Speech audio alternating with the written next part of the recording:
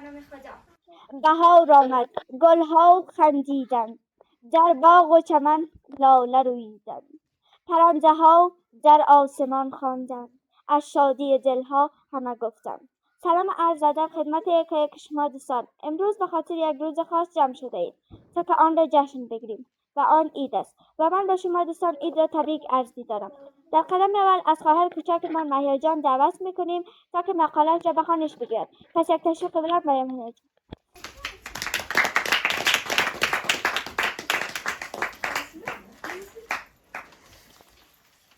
سلام عرض احترام خدمت شما عزیزان. عید را برای همه شما تبریک میگویم و مقاله‌ای که آماده کردم میخواهم به خوانش بگیرم. جشن آغاز بهار و نوزای طبیعت ریشه در اساطیر باستان و پادشاهی جمشید دارد که با پیروزی بر سرما و تاریکی روز نو را پایه‌گذاری کرد. این جشن نماد پاکی و آغاز نیکی است که با سنت‌هایی مانند خانه تکانی، لباس نو و دید و بازدید همراه است تا سال پربرکت رقم بخورد. در گذشته‌های دور رسم این طور بود که در نوروز گروهی نوازنده ساز می نواختند و با آهنگ‌های شاد آمدن سال نو را تبریک می گفتند. سازها انواع مختلف دارد. تشکر از توجه.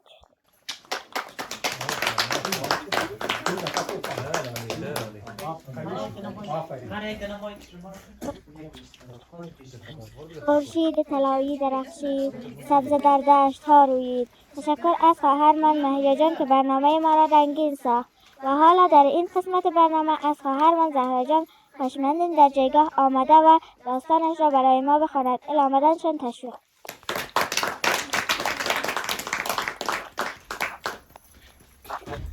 سلام و عرض ادب خدمت شما عزیزان. عید را برای شما تبریک میگویم و داستانی را که آماده کردم میخواهم به خوانش بگیرم. داستان درباره نوروز. یکی بود یکی نبود. نرسیده به دروازه شهر پیرزنی به نام نانی سرما زندگی میکرد که تمام سال در انتظار رسیدن بهار و دیدار عمو نوروز بود. او هر سال قبل از آمدن عمو نوروز خانه اش را آب و جارو میکرد، لباس نو میپوشید.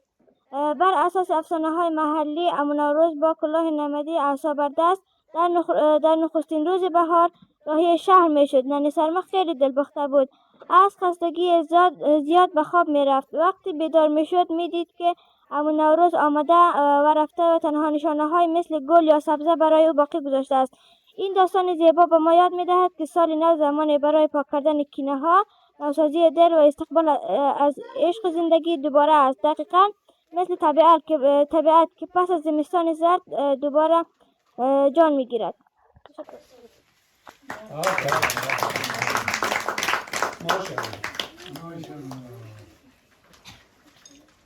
امروز همه خوشحال هستیم، با دوستان در کنار هم هستیم، میخندید و آواز میخواند. من در جشن عید مهمانم. تشکر فراوان از خواهر من زهرا جان که با داستان زیبایشان برنامه ما رنگین ساخت. در قدم سوم از 3 برادر کوچکمان دعوت میکنیم تا در جایگاه آمده و ترانه‌اش را بخواند. پس یک کف بلند برای 3 برادر.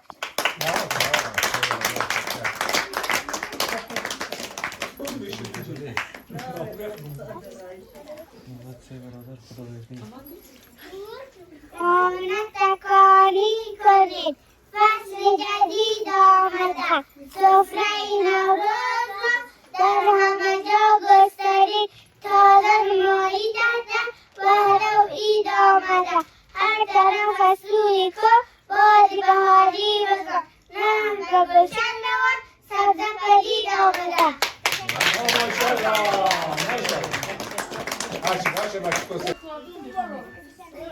نوروز خوشم از راه رسید دلهای ما از شاد خندید. تشکر از برادر کوچکمان و هم از دوست من مهناز جان خواهشمندم در جایگاه آمده و شستانش را برای ما بخواند. علامتشان تشویق.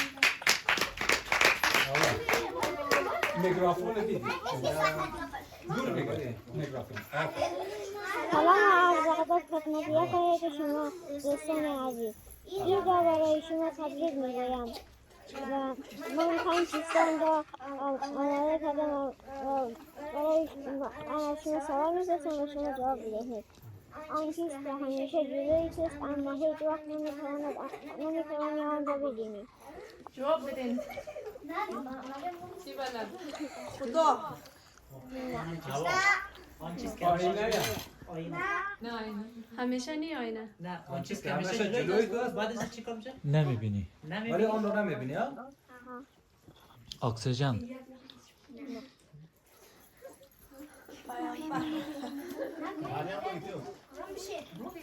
خیلی چیزا هستن مثلا هوا مست. هوای مثلا خدایا ما میگیم آینده. احسان یک دن 3 جایزه گرفت. سلام. احسان یک دن 3 جایزه گرفت. هرچی بیشتر از آن برداری بزرگتر می شود. چی رقم نو تکرار کن؟ آن چیز که هرچی بیشتر از آن برداری بزرگتر می شود. علم. علم. ما بگیم؟ گودال.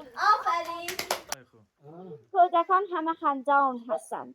با دلهای پاک همه مهربان هستند. با هم میخوانند این ترانه نوروز زیباتر و زمانه. تشکر فراوان از خواهرمان مهناز جان که با چیستانهای زیبایشان ما را شاد کرد. در قدم پنجم از دو خواهرمان خواهشمندیم که ترانه آماده کرده است را به دست دکلم پس یک تشویق بدن برای دو خواهران. تشویق کن.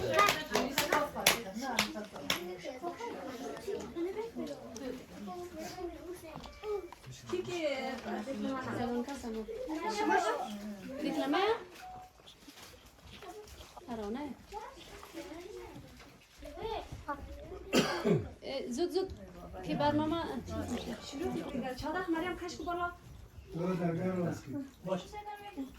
برنامه ما مقصد خراب نکنه. اگه ما دن بگه چند قصه بگیم. هوا دخل شون بسیم برنامه خدا. بهار خندان آمد امروز با گلهای سرخ و رنگین روز. در باغ و دشت آواز است نوروز قشنگ آغاز است. پرنده ها در آسمان میخوانند با دل شادان نسیم نرم بهاری آورد بوی گلستان.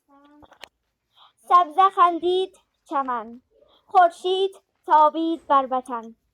کودکان با دل شاد میخوانند با هم این سخن. نوروز آمد ای دوستان پر از امید در جهان. بیایید با خنده و مهر شاد کنیم این آسمان.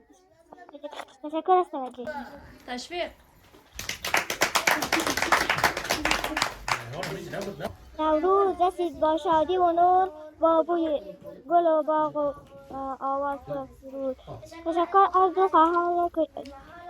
دو خواهرمان و حالا از گروه سرود خواهشمندم تا در جایگاه آمده. ام تفیار جا مریم تفیار. مرجع کدش چند؟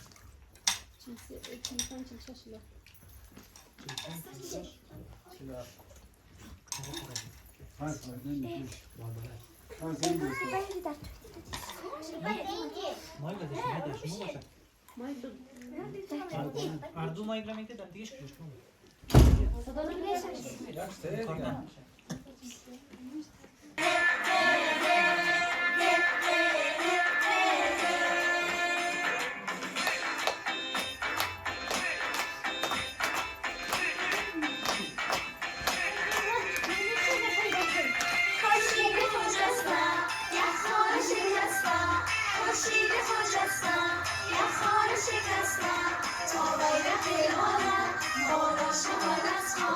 تا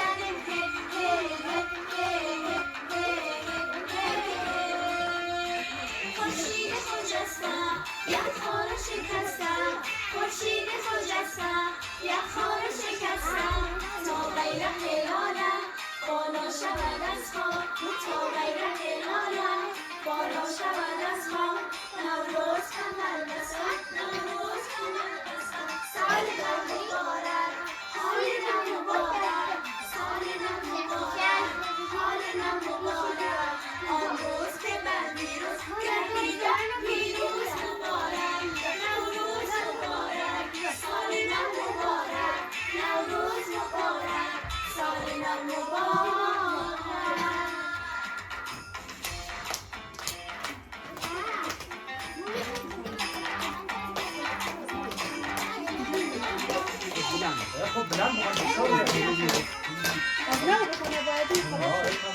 بلند